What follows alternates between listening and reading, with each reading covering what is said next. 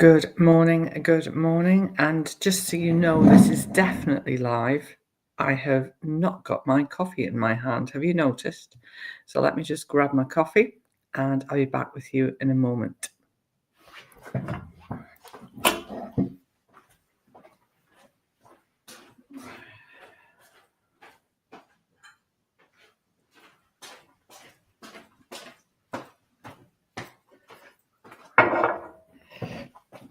And actually, that brings me on to today's topic, which is what is sticky content? And actually, what we've seen there wasn't planned. And that spontaneous element to our social media content is important.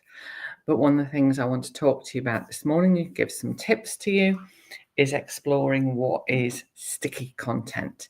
Because I love that sticky content. Sticky content is a bit like that. It's a bit like that bit of blue tack that you can't quite get off, or those bits of sellotape you can't get off.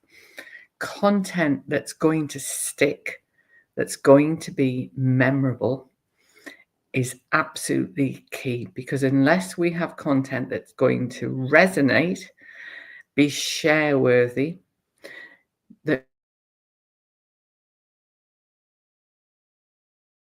it's going to drive, going to engage with it. So let's talk about some examples specifically of sticky content, because this is key. And actually, going live is a classic type of sticky content, because in theory, it's giving your audience an opportunity to engage with you. And I'm actually going to jump over onto Instagram as soon as I finish here and do exactly the same thing over there. And who knows? And this is the big thing that I would say about going live, because I've been going live now for over 7 years, pretty much every single week, unless something major has got in the way. So I have spent time building up an audience, having some people join me every week, some people join me on catch up. I also share it into my social media tips group, which is called Social Media Inspiration, which is where I share tips with people who maybe aren't clients yet or have been previous clients, may never even become clients. But the aim is that with sticky content, it's that personality-led piece for this, is that people get a sense of who you are, which is why when I've made my coffee, cheers, and hadn't brought it over, I could have ditched the live. But I thought, do you know what it is? Let's just go with the flow. And sometimes we can be so striving for perfection. I just noticed a bit of my hair's dropped out. So striving for perfection that we end up not doing anything. And that reality is what our audience, what our potential future customers will get, because that's where we show that sense of personality. Another type of sticky content is content that, as I've already touched on, that people want to share because it's been useful. Now, I had an example of that actually last year. I have developed a number of free downloads, and I got a phone call from a lady who had been forwarded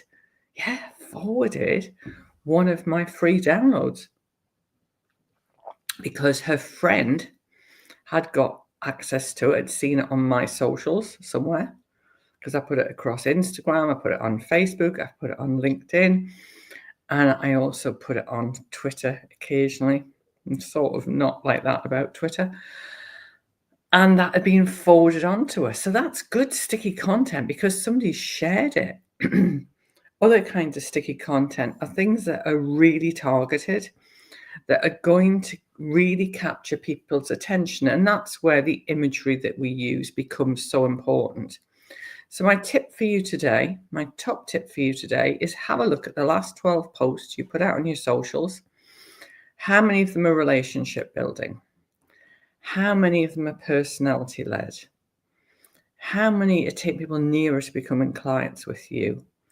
And ultimately, how many of them really are sticky? And if you're not sure, book a no obligation chat. I'm always here to chat about my favorite subject. And I'll see you next Monday. Take care. Bye-bye.